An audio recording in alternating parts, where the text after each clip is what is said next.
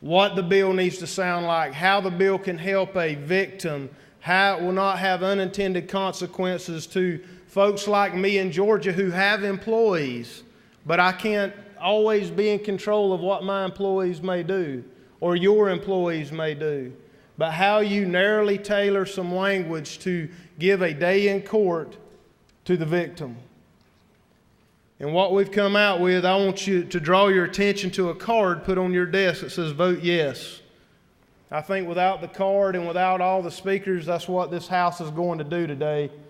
But I think what's going to happen today in this chamber is we're going to send a bill to the Georgia State Senate, and provided they do their part in this measure in HB 17, that tape will be taken off of the child's mouth. Now, ladies and gentlemen, that's what we're here for. We've handled the budget, and a lot of measures are deeply important to a lot of people. But the ones who don't know how to speak or have the courage or the ability to go forward until later in life, we owe them that right. I commend everybody who's put hours into this bill. I commend the committees for it. And I'll tell you something, I thought I had done well when I asked Chairman Willard and Chairman Fleming to move it to full committee and keep the process going. And late one evening I heard that it was in full committee to only find out the next day it had been recommitted to sub. I figured I might want to get out of the fight then. But it was for a good reason. It was for a good reason to craft language that this House could pass. Ladies and gentlemen, Mr. Speaker, I ask that you vote unanimously for this bill. Few times will you see me come in here with as much passion as I have right now for a piece of legislation, and I ask for everybody to join together and vote yes on HB 17. I yield the will.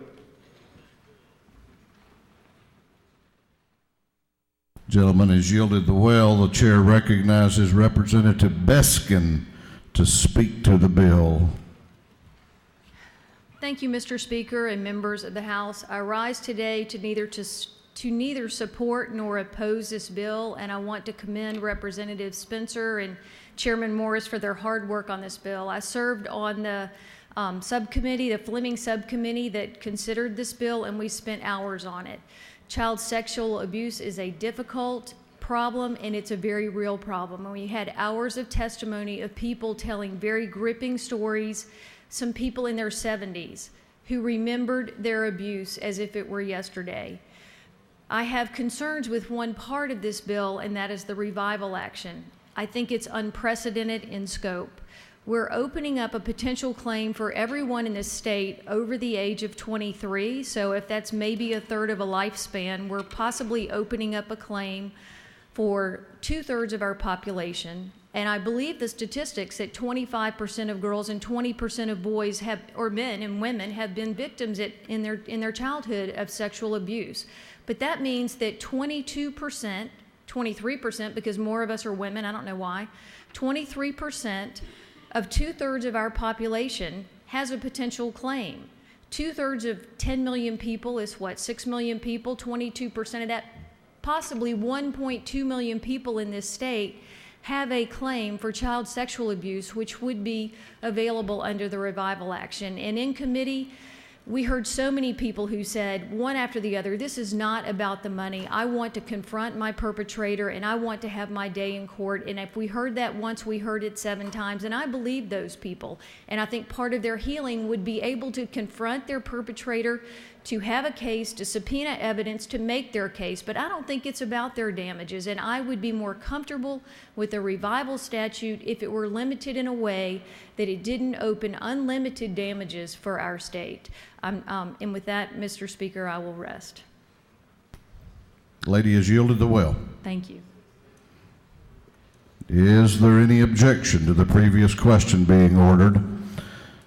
The chair hears none. The previous question is ordered.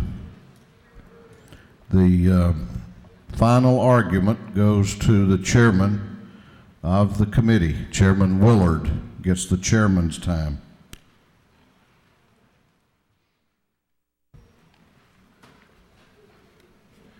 And thank you, Mr. Speaker.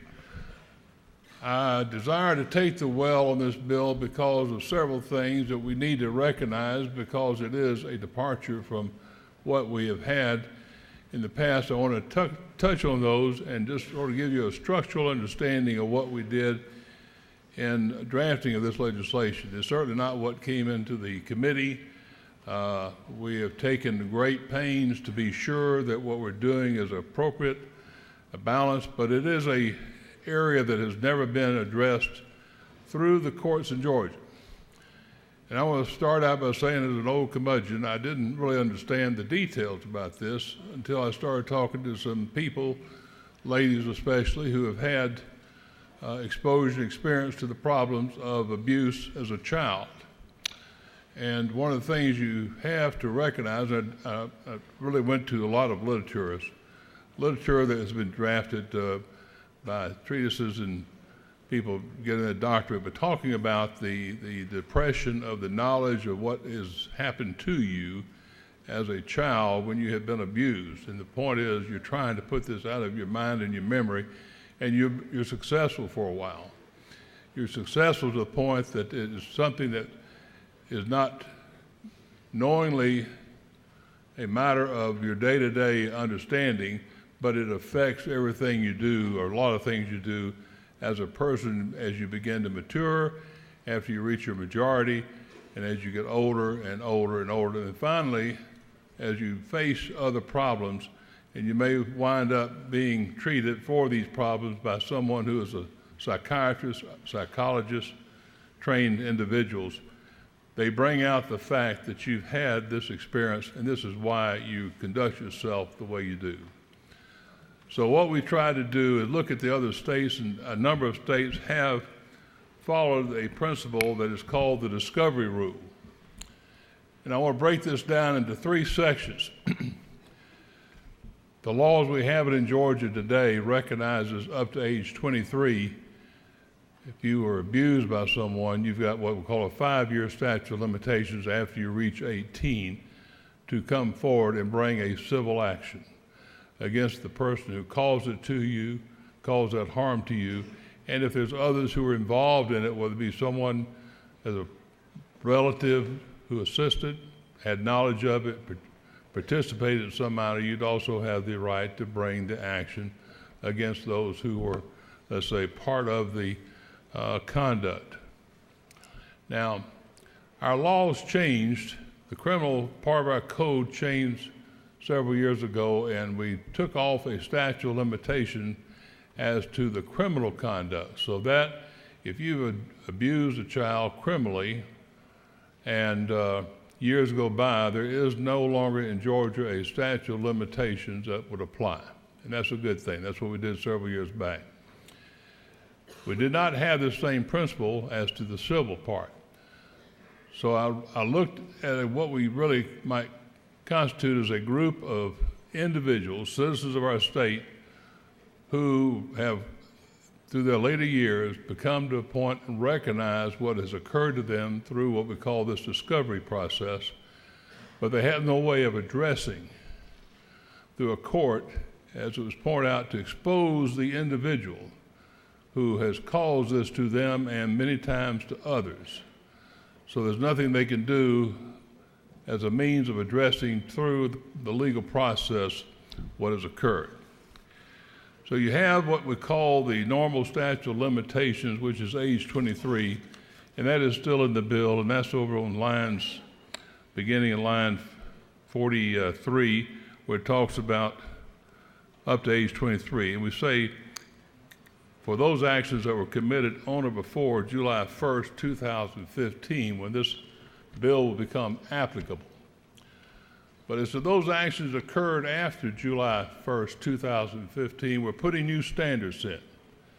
Those standards are still, you'll have the 5-year statute of limitation.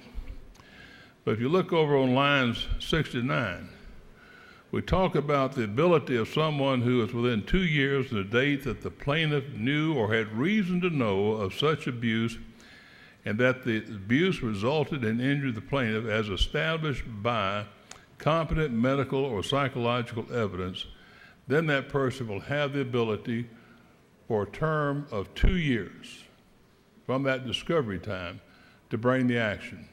They can bring it against the individual who did it, And we say that the level of proof will be by a preponderance of the evidence. But if there's others involved, if there's been someone who is the owner of the caretaker, we'll call it, who employed this person who caused the physical abuse of the child, you can also bring the action against them, but there's a different standard.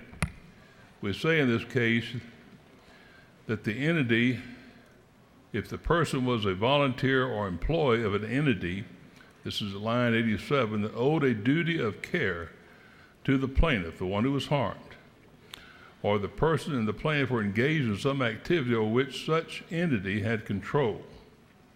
Damages against that entity shall be awarded under the code section only if there's a finding of negligence by clear and convincing evidence on the part of such entity. Now, that's a little higher standard, and we defined in this statute what clear and convincing evidence is. And I want to read that to you. At line 79, clear and convincing evidence means proof that will produce in the mind of the trier of fact a firm belief or conviction as to the allegations sought to be established. It is intermediate, being more than a mere preponderance, but does not require the degree of certainty as does the standard of beyond a reasonable doubt. So we put a little higher standard there. The reason we don't want this to be used as first of all, I call it a witch hunt, to try and just go out and bring entities into court with somebody they're accusing of having causes. So that's the second standard we've looked at, and that's a part that's also a departure. The other departure, which Representative Beskin addressed, is down under, starting at line 92. We call this a revival statute. The provision is to allow from July 1st, 2015 until June 30th, 2017, someone who has been left out in the coals, we'll say, who's never had the opportunity to address this perpetrator, only the perpetrator who caused this injury to them, to have the chance to address this person in court for what they did in a civil action. And that is the important part. We are letting those who have not had the opportunity to get this relief from the harm that was caused them, the chance to address them in a civil action who caused it to them, up for a period of 2 years. And with that, ladies and gentlemen, I will let you look at the bill. I ask your strong consideration and support for it. It is a major piece of legislation, probably one of the most important things we're going to do this session of the General Assembly, and I appreciate your support of this bill. Thank you. Is there any objection to adopting the committee substitute? The chair hears none. The committee substitute is adopted.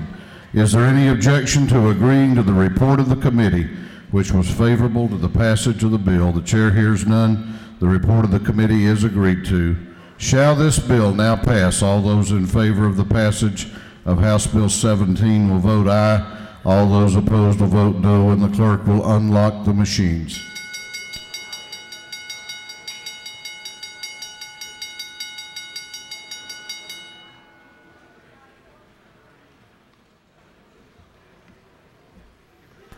Have all members voted? Have all members voted?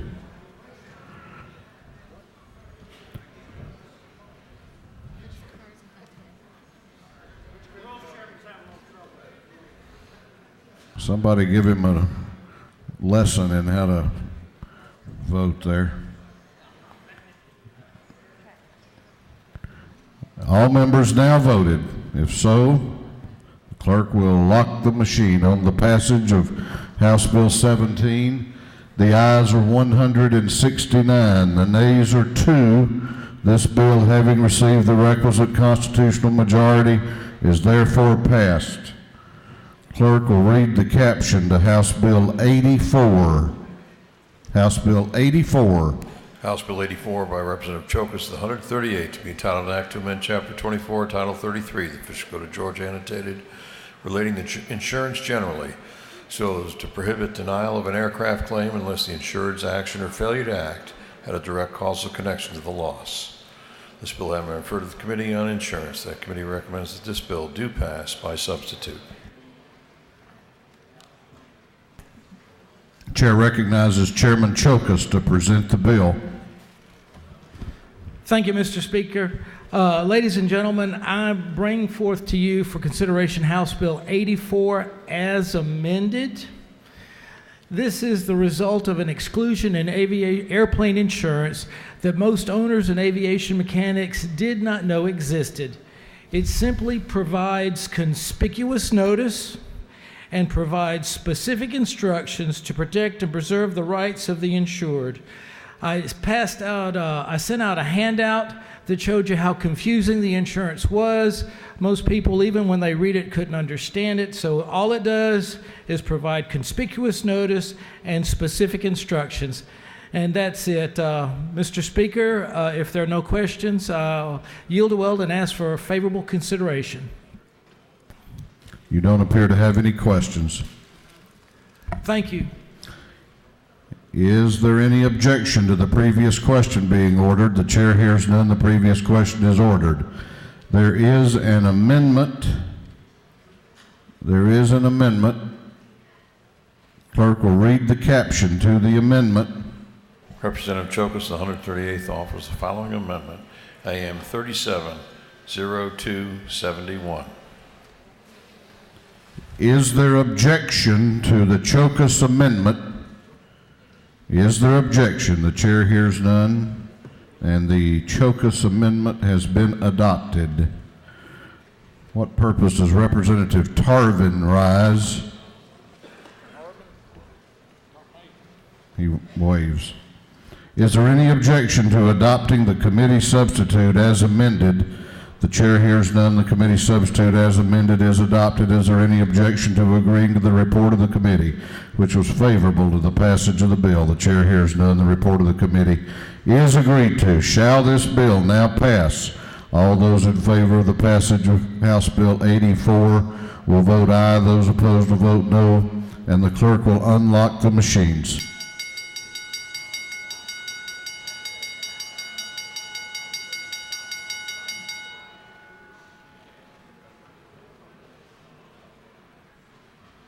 Have all members voted? Have all members voted? If so, the clerk will lock the machine on the passage of House Bill 84. The ayes are 169, the nays are 0. This bill, having received the requisite constitutional majority, is therefore passed. Clerk will read the caption to House Bill 201. House Bill 201. House Bill 201 by Representative Parsons, the 44th, to be entitled an act to amend Part 1A of Article 2, Chapter 5 of Title 46. The official code of Georgia annotated relating to the telephone system for the physically impaired.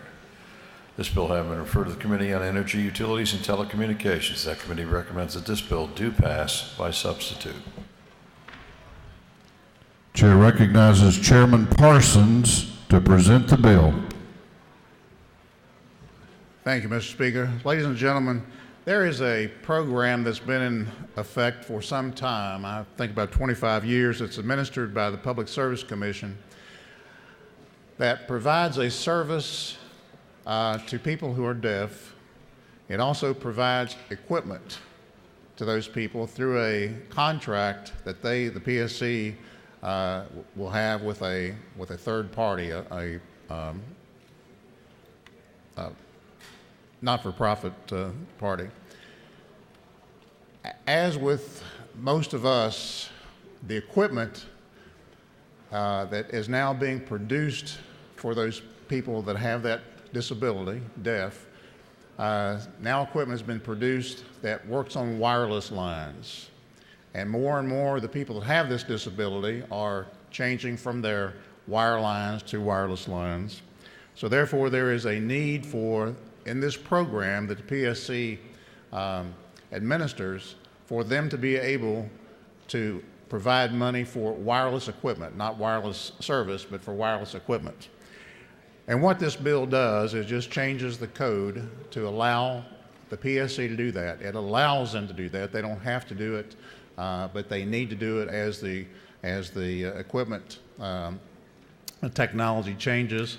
It allows them to provide for wireless equipment. And here again, it doesn't change the program, except it allows them to do that. On page 4, the last page of the bill, you'll see that it also has changed. They made a change. There's been a change in the bill that instead of preventing the PSC from providing or qualifying people with no more than 200% of the poverty level, it changes that to they can't provide this equipment. Nobody can qualify for it if their income exceeds 300%. These people have a disability. In some cases, you have more than one person in a family that actually has a disability. And it doesn't require, there's no more money required for this program. There's a limit to what the PSC brings in, and they can't exceed what's already comes in for the program anyway. It doesn't cost taxpayer anymore. It doesn't provide for subscribers to pay anymore, and it's purely permissive. It allows the PSC to administer a program and provide wireless equipment, not wireless service, but wireless equipment to these people that have this disability. Mr. Speaker, I'd be glad to answer any questions if there are any. Otherwise, I would ask for favorable consideration of House Bill 201. I would yield the well.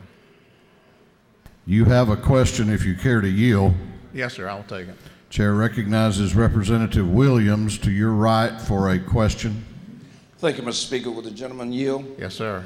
Mr. Chairman, it is not true that this measure only helps about 300 of our indigent Georgians. I think that is correct, yes, sir. And it is not further true that we should see at least 180 votes on this measure. I would certainly agree with that, Coach. Thank you. Thank you for the question. You have no further questions. Thank you. I ask you for favorable consideration of House Bill 201. Is there any objection to the previous question being ordered?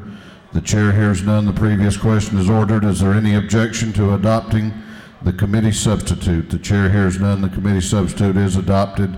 Is there any objection to agreeing to the report of the committee, which was favorable to the passage of the bill? The chair hears none. The report of the committee is agreed to. Shall this bill now pass? All those in favor of the passage of House Bill 201 will vote aye.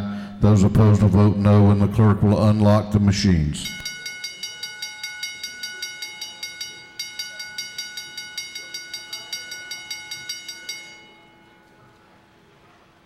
Have all members voted? Have all members voted?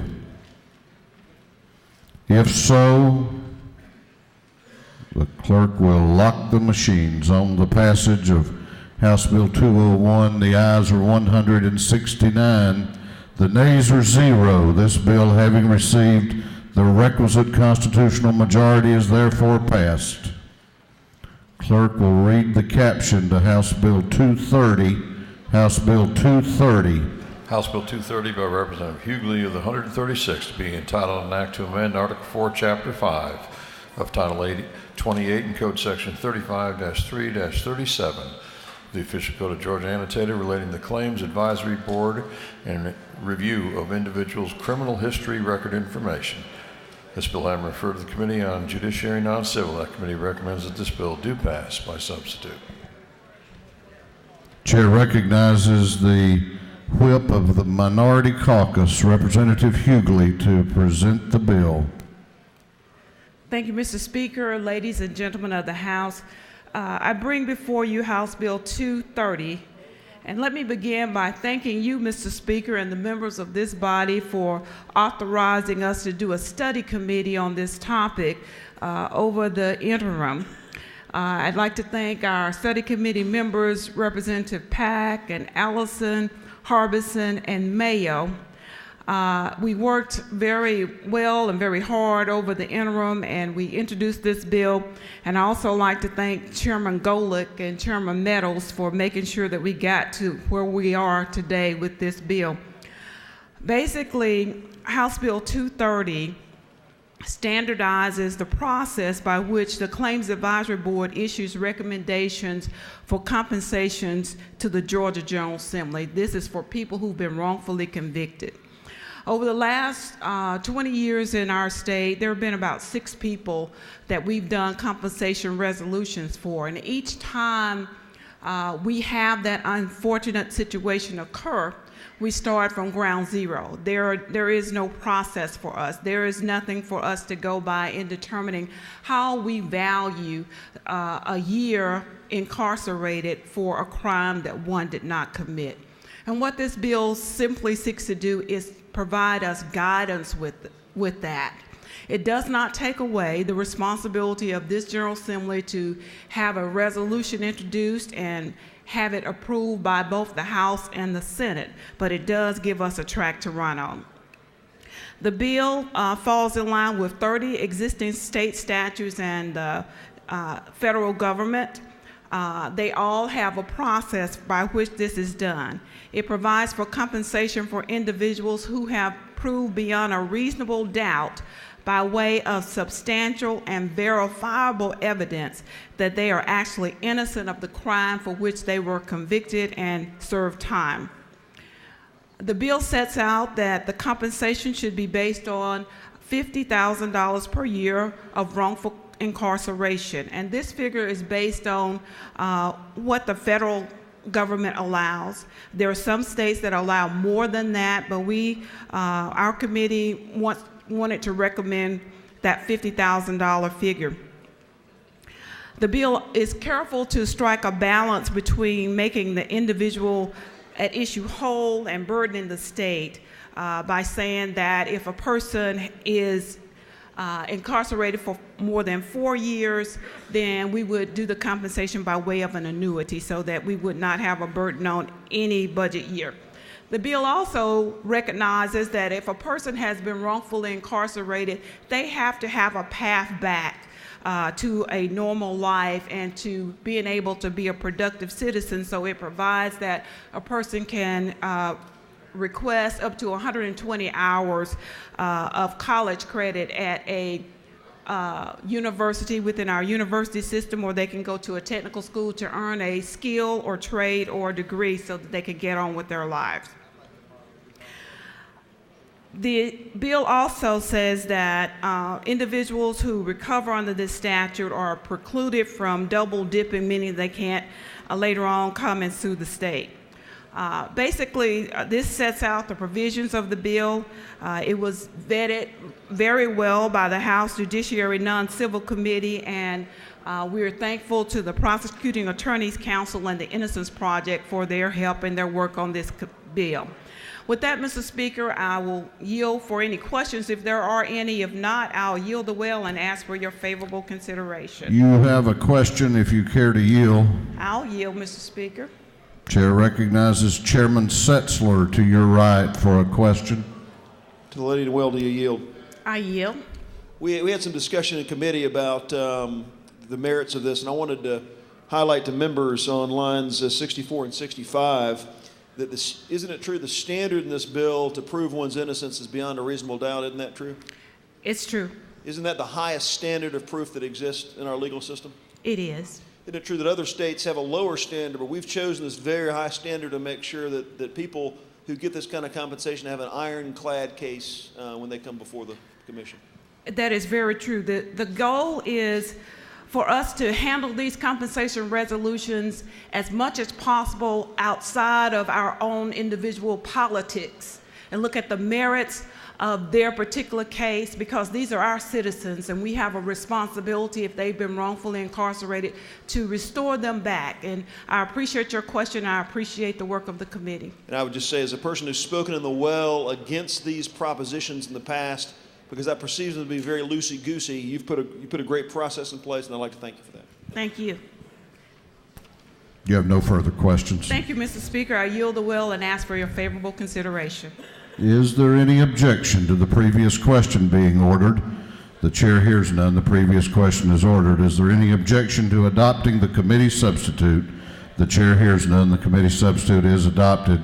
Is there any objection to agreeing to the report of the committee, which was favorable to the passage of the bill? The chair hears none. The report of the committee is agreed to. Shall this bill now pass? All those in favor of the passage of House Bill 230 will vote aye. All those opposed will vote no, and the clerk will unlock the machines.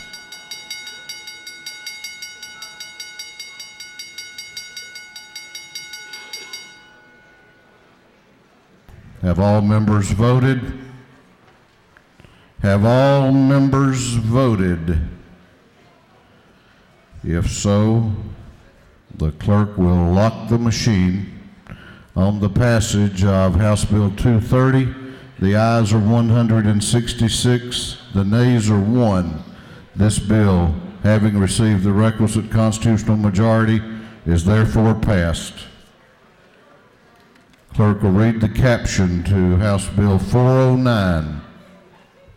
House Bill 409 by Representative Taylor, the 173rd, be titled an act to amend Chapter 24, Title 33, the official code of Georgia annotated, relating to insurance general provisions, so as to provide reimbursement for the treatment of burns for skin substitutes. This bill having been referred to the Committee on Insurance, that committee recommends that this bill do pass by substitute. Chair recognizes Representative Darlene Taylor. Representative Taylor to present the bill. Thank you, Mr. Speaker and members of the House. This afternoon I bring to you House Bill 409. This bill allows frozen cadaver skins to continue to be recognized and allowable treatment under health insurance policies. A few health insurance carriers have recently had policy changes that result in a decision to stop reimbursing physicians for skin grafting using allograft, which is a frozen cadaver skin, deeming it as experimental. However, frozen cadaver skins have been used since the early 1900s, and the FDA has approved them since the 1970s. And Medicare also, it's been an allowed procedure. Having been a claims payer for over 35 years, it's been recognized and being reimbursable. At this time, no clinical trials are necessary to prove that this well-used and known and accepted practice is effective. At a time when we are all working to help keep the cost of health care under control, this is a common sense bill. I would appreciate your favorable consideration for House Bill 409. Thank you. You have no questions. Thank you. Lady has yielded the will. Is there any objection to the previous question being ordered? The chair hears none. The previous question is ordered. Is there any objection to adopting the committee substitute? The chair hears none. The committee substitute is adopted. Is there any objection to agreeing to the report of the committee, which was favorable to the passage of the bill? The chair hears none. The report of the committee is agreed to. Shall this bill now pass? All those in favor of the passage of House Bill 409 will vote aye. Those opposed will vote no, and the clerk will unlock the machines.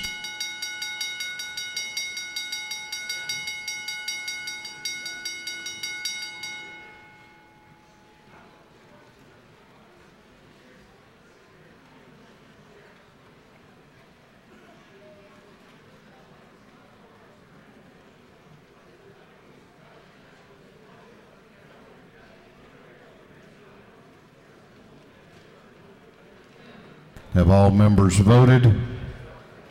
Have all members voted?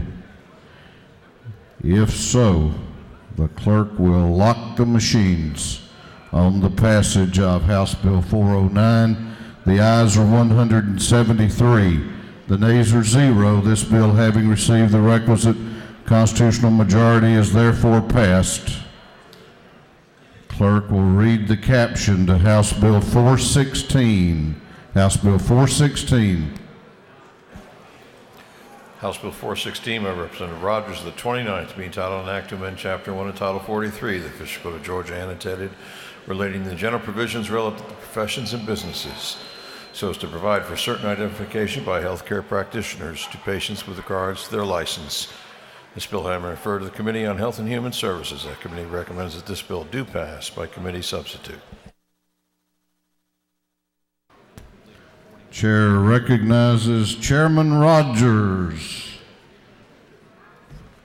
to speak to House Bill 416. Thank you, Mr. Speaker. Ladies and gentlemen of the House, I bring to you House Bill 416, and let me thank a few folks, the Speaker, certainly the Rules Chairman, and it's one that's been worked on, and the leader, and the Speaker Pro Tem. So this is known as the Patient Information Awareness Act. This bill addresses the importance of healthcare consumers or patients having the necessary information about their providers' training during their interactions.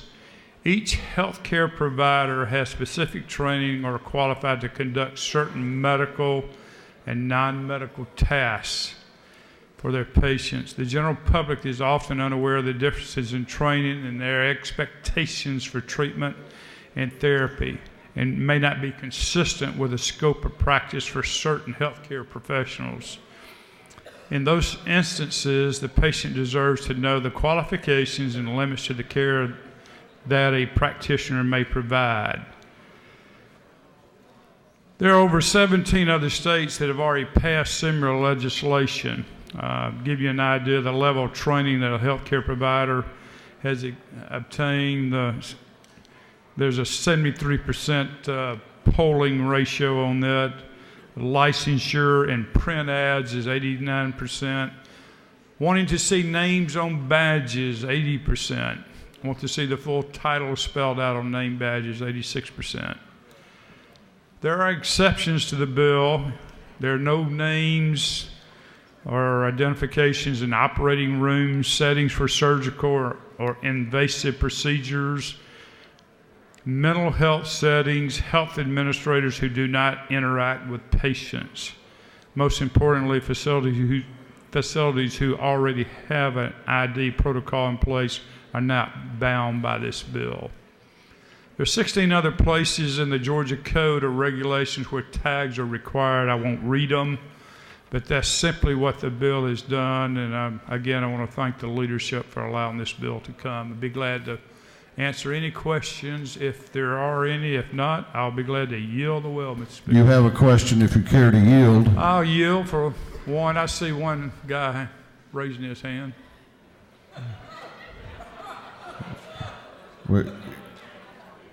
I don't know how you're seeing him, but the chair does recognize Representative Welch. Okay. Directly behind you. I saw another one in front of me. For a question. Does my friend in the well yield? Be glad to. Is it not true that you have eyes in the back of your head? I do. And I know what a 70-to-1 slope is, too. Do you remember that, Representative Welch? I do, yes, sir. Okay. But I'm asking the questions. Is it not... Are you sure you know? Is it not true that... It's a contact sport. I know. It's a lot of fun up here. That's why Demetrius Douglas is on my Henry County team. Is it not true, sir, that on lines 95 through 97, that it is a requirement that you place your identifier information conspicuously on the practitioner's website? That is correct. And is it not further true that on lines 114 through 118, that there may be sanctions imposed if someone intentionally violates the provisions of this code? Is that not true? You read that exactly right. And is it also not further true that the bill does not define what an identifier information is? Well, we don't want, I don't know if you're old enough to remember Bozo the Clown, but we don't want Bozo. No, sir. It's a common sense name tag, just like you're wearing now. So it's just a common sense, hopefully it'll be large enough where I can read it. I'm a little bit older than you, that people can identify what type of practitioner, doctor, what type of degree, whether it's a doctor of divinity. I mean, you don't want a doctor of divinity to come in and do surgery on you. So this gives families confidence, also patient confidence to know, what type of physician or practitioner it would be. Does the gentleman further yield? Be glad to. Is it also not true that one should construe the identifier information as that being contained in lines 17 through 25. That is correct. Thank you, sir. Thank you. Do you yield for further questions? I'd be glad to. I know this is a bill that's very important to the medical profession and needs to be vetted out. And very simple bill, but it's taken several years to get through. So The chair really wasn't interested in the medical profession as much as Uncle Bobby. Be glad to. Where is Uncle Bob? He's on the wall over here. So Chair recognizes Chairman Burns to your right for a question. Has nothing to do with DOT. Well, this is a real serious question, Mr. Chairman. If you would yield. Be glad to.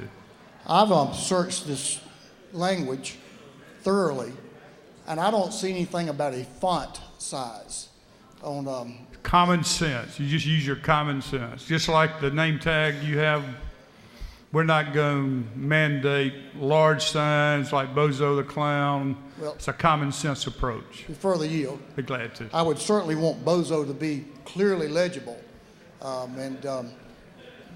He was. Was wondering if you would be open to an amendment on the font size on the bill. Be glad to. Yeah. Well, I'll work on that. Thank you. Okay, thank you. Chair recognizes for a question the chairman of the Health and Human Services Committee, Chairman Cooper, to your right.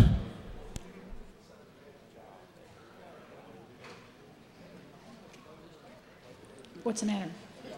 Thank you, Mr. Speaker. Will the gentleman yell? Be happy to.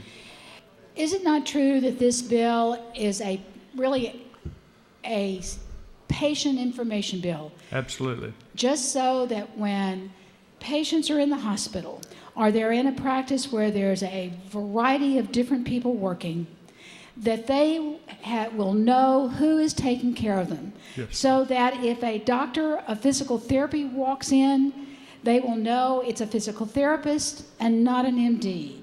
Or if a doctor of audiology walks in, they will know that it is an audiologist, not a doctor of physical therapy. Correct. Patients are confused. They don't know who's taking care of them. And as you stated, statistic, is it not true? Patients want to know what kind of a medical professional is taking care of them. That's simply the intent of the bill. Thank you. Thank you. Madam Chair. Thank you, Mr. Speaker. I'll yield the well and ask for your consideration, unless there are any other questions. Thank you. There are questions, but it's your... I will yield. I think everybody understands it. Thank you. Gentleman has yielded the well. Is there any objection to the previous question being ordered? The chair hears none. The previous question is ordered. Is there any objection to adopting the committee substitute? The chair hears none. The committee substitute is adopted. Is there any objection to agreeing to the report of the committee, which was favorable to the passage of the bill? The chair hears none. The report of the committee is agreed to. Shall this bill now pass? All those in favor of the passage of House Bill 416 will vote aye. Those opposed will vote no, and the clerk will unlock the machine.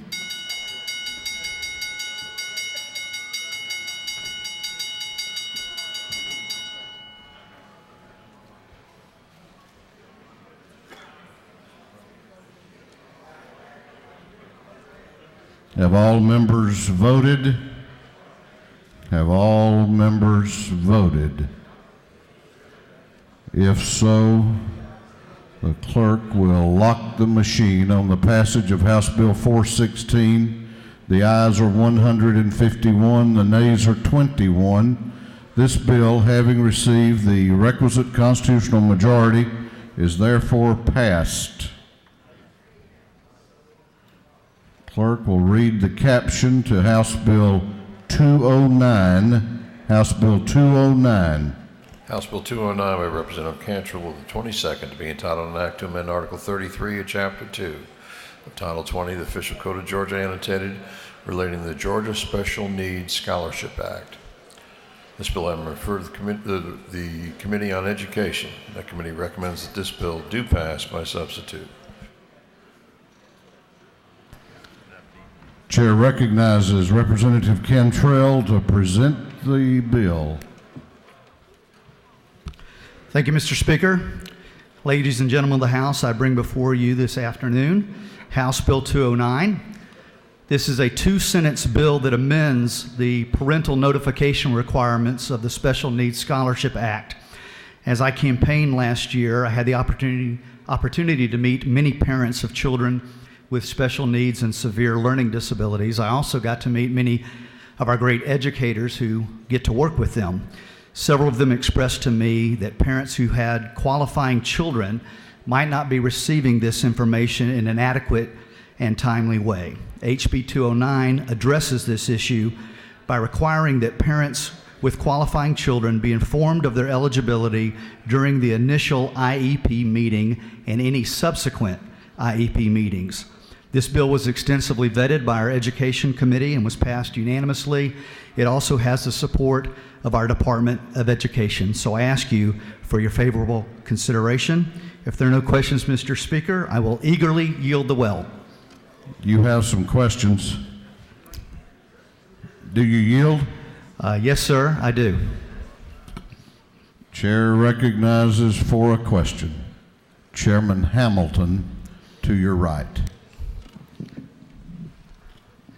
Thank you, Mr. Speaker. Does the gentleman yield for a question on his first bill?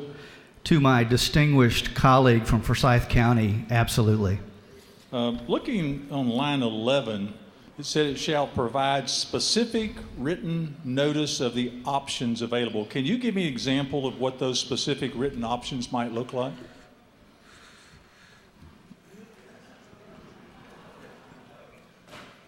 Yes, I can.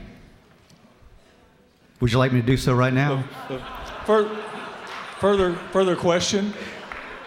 Absolutely.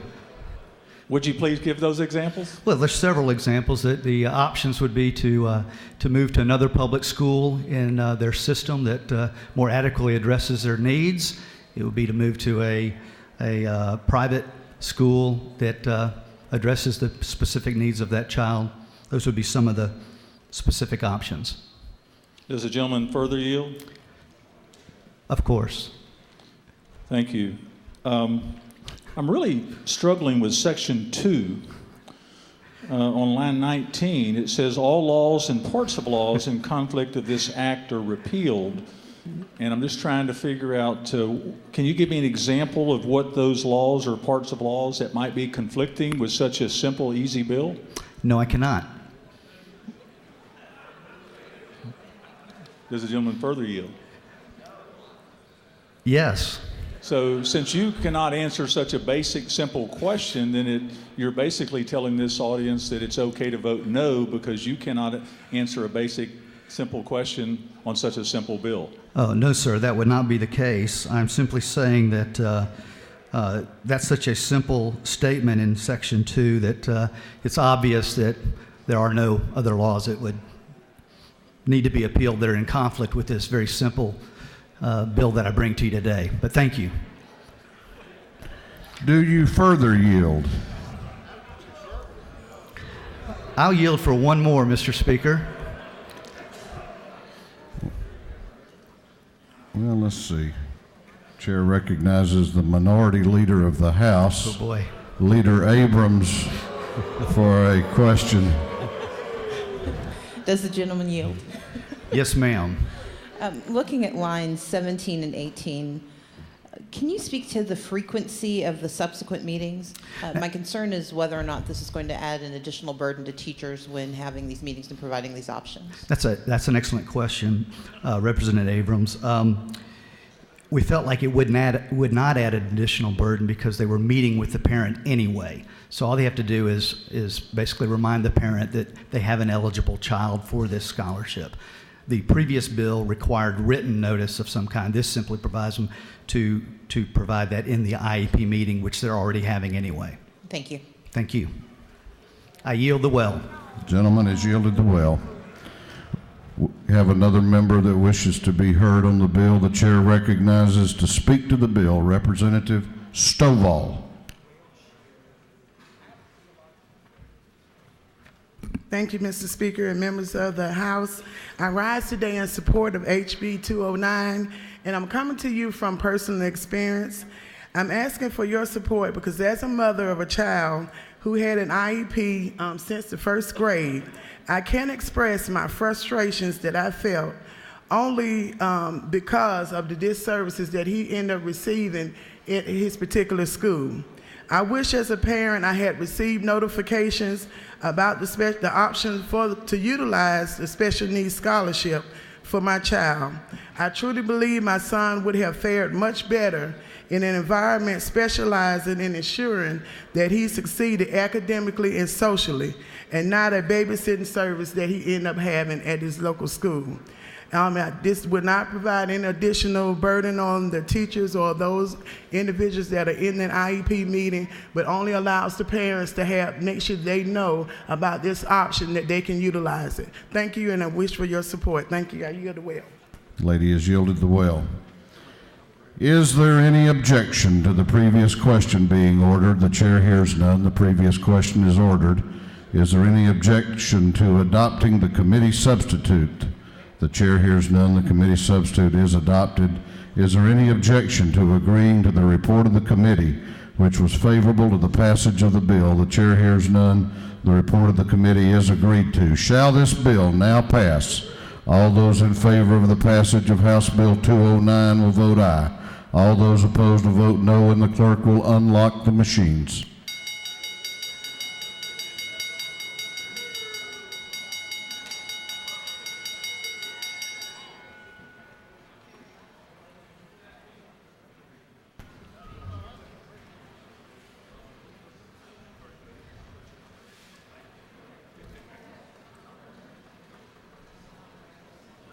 Have all members voted? Have all members now voted? If so, the clerk will lock the machines on the passage of House Bill 209. The ayes are 168, the nays are 4. This bill, having received the requisite constitutional majority, is therefore passed.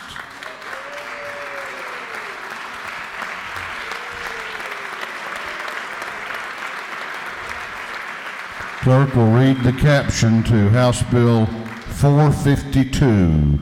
House Bill 452. House Bill 452 by Representative Ballinger, the 23rd, to be entitled an act to amend Article 4 of Chapter 13 to Title 19 of the Official Code of Georgia annotated relating the Family Violence and Stalking Protective Order Registry so as to provide for registration of pretrial release orders that prohibit contact with others. This bill having been referred to Committee on Judiciary, that committee recommends that this bill do pass. Chair recognizes Representative Ballinger to present the bill. Thank you, Mr. Speakers. Ladies and gentlemen of the House, very few opportunities do we have to save lives, and I'm very pleased to come before you on HB 452, which will allow us to do that. It's just basically adding, you know, in cases of rape or child molestation, the victim actually has to carry a paper copy in 2015 of their bond prohibiting contact with the offender. So this is just basically going to add that to the existing registry that the GBI already maintains. So there's no additional cost. It's just using existing bandwidth, and I'll be happy to yield to any questions.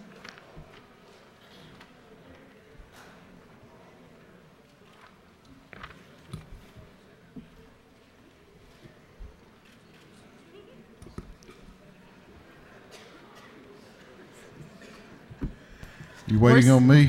Yes, I am. I'd be happy to kind of sing a tune, or you don't want me to sing, but I'll recite some poetry, maybe entertain. We're about to be here too long, aren't we? It's all good, Mr. Speaker. We're waiting on you. It's all good. You have no questions. Thank you, Mr. Speaker. I urge your favorable consideration of this very important piece of legislation, and I'll yield the well. Lady has yielded the well. Is there any objection to the previous question being ordered? The chair hears none. The previous question is ordered. Is there any objection to agreeing to the report of the committee which was favorable to the passage of the bill? The chair hears none. The report of the committee is agreed to. Shall this bill now pass? All those in favor of the passage of House Bill 452 will vote aye. Those opposed will vote no. and the clerk will unlock the machines.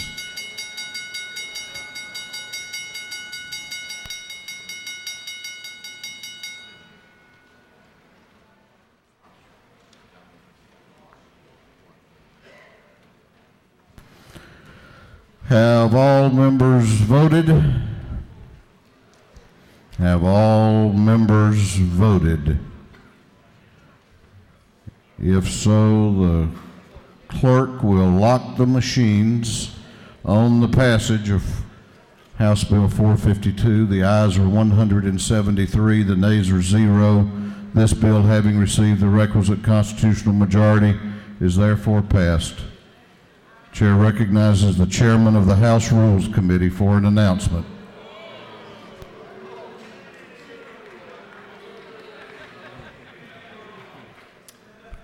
Thank you, Mr. Speaker. Mr. Carl Rogers, what does my name tag say? You're not recognized. I know y'all are all going to be happy to hear this, but there'll be a Rules Committee meeting at 5:45. Thank you. Okay. We will have pizza in the south anteroom for members that will be getting here a few moments before 6. So by the time the Rules Committee is over, it should be here. We will serve members in the anteroom and staff in room 403, and we will be in recess for a break for that meeting and dinner until 6:45 p.m. 6:45.